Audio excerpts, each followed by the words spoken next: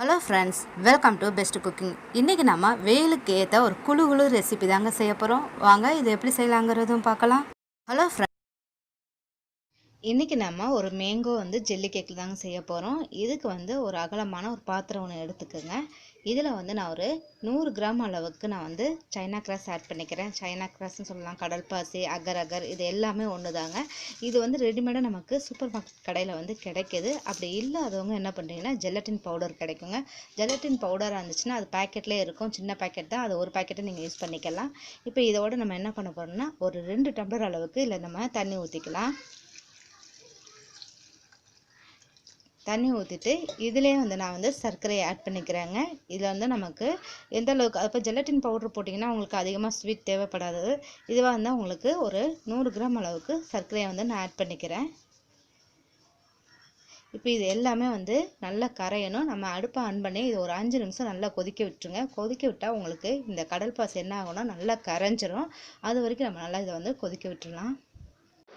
பாருங்கள், இப்போ அடுப்பு ஆன் பண்ணி நான் வச்சுட்டேன். பாருங்கள், இப்போ எனக்கு கொஞ்சம் கொஞ்சமாக நல்லா கரைய ஆரம்பிக்குது. இது எல்லாமே நல்லா கரைஞ்சிருங்க. கரைஞ்சிச்சுன்னா நமக்கு கொஞ்சம் கெட்டியாக வந்துடும்.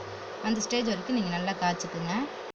பாருங்கள், இப்போ நமக்கு நல்லாவே கொதிச்சிருச்சு. அது இல்லாமல் உங்களுக்கு நல்லா ஒரு திக்னஸ் ஆயிடுச்சு. பாருங்கள், அந்த கடல் பாசி எல்லாமே நல்லா கரைஞ்சிருச்சுங்க.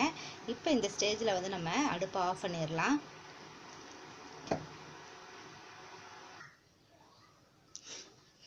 பாருங்கள், இப்போ நான் ஒரு பவுலில் வடிகட்டி வச்சுருக்கேன். இதை நம்ம வடிகட்டிடலாங்க. நம்ம இதில் சுகர்லாம் போட்டிருக்கனால நமக்கு அது என்ன ஆகும்னா கொஞ்சம் ஏதாவது நமக்கு அதில் தூசி இருந்தாலும் உங்களுக்கு நல்லாவே இது படிஞ்சிரும். அதுவும் இல்லாமல் உங்களுக்கு அந்த சைனா கிராஸ் ஜெல்லி மாதிரி தான் இருக்குங்க. அதனால் பாருங்கள், உங்களுக்கு அடியில் கொஞ்சம் அதில் இருக்க அழுக்கு இருந்தாலும் அது உங்களுக்கு என்ன பண்ணுன்னா இதில் தங்கிக்கும். பாருங்கள், இப்போ இதை நம்ம நல்லா வடிகட்டி எடுத்துக்கிட்டோம். இப்போ நான் ஒரு மாம்பழம் எடுத்திருக்கேன். ஒரு சின்ன மாம்பழத்தை எடுத்து நான் என்ன பண்ணியிருக்கேன், அது தோல்லாம் மேலே எடுத்துட்டு அது உள்ள சதப்பகுதியை மிக்சியில் போட்டு நல்லா கொஞ்சம் பேஸ்ட் மாதிரி கொஞ்சம் அரைச்சிக்கோங்க. இப்போ நம்ம இதை டைரெக்டாக இதில் சேர்க்க போகிறோம்.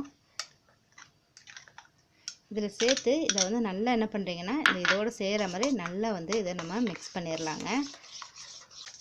பாருங்கள், ஸ்பூனை வச்சு நான் அடித்தேன். எனக்கு கொஞ்சம் அது ஃபுல்லாகவே கரையலை. அதனால் நம்ம முட்டை அடிக்கிறோம் பார்த்திங்களா, அதை வச்சு நல்லா பீட் பண்ணிங்கன்னா உங்களுக்கு ஃபுல்லாகவே நல்லா கரைஞ்சிரும். இல்லைன்னா ஏதாவது நீங்கள் மோர் கடையிறது இருந்தால் கூட அதை வச்சு நல்லா இப்படி ஒரு மாதிரி கடைஞ்சிங்கன்னா உங்களுக்கு ஃபுல்லாகவே அது எல்லாமே மிக்ஸ் ஆயிரும். மிக்ஸ் பண்ணியாச்சு. பாருங்கள், இப்போ நான் ஒரு பிளாஸ்டிக் இந்த ஜாம் டப்பா எடுத்துருக்கேங்க. நம்ம கடையில் ரெடிமேடாக இந்த குழந்தைங்களுக்குலாம் சாக்லேட்லாம் வாங்குவோம், ஜெல்லி வாங்குவோம் பார்த்திங்களா, அந்த டப்பா தான் இது. இப்போ அதே மாதிரி எடுத்து நான் அதை சேர்த்து வச்சுருந்தேன், அதை எடுத்து வச்சுருக்கேன். இதில் நம்ம இதை ஊற்றிக்கலாங்க. இப்போ இது இல்லாட்டினா ஒன்றும் பிரச்சனை இல்லை, நீங்கள் ஒரு அகலமான ஒரு பவுலில் நம்ம ஊற்றி வச்சுக்கலாம்.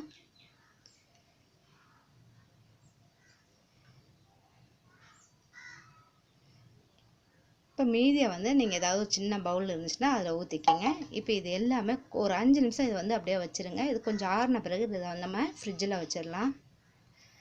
கொஞ்சம் ஆறின பிறகு இதை நான் ஃப்ரிட்ஜில் எடுத்து வச்சுட்டாங்க. ஒரு 5 நிமிஷம் வச்சாலே போதும், இது நமக்கு நல்லாவே செட் ஆயிரும். இப்போ எனக்கு நல்லா செட் ஆயிடுச்சு. இதை ஒரு கத்தியை வச்சு கட் பண்ணி நம்ம சாப்பிடலாங்க.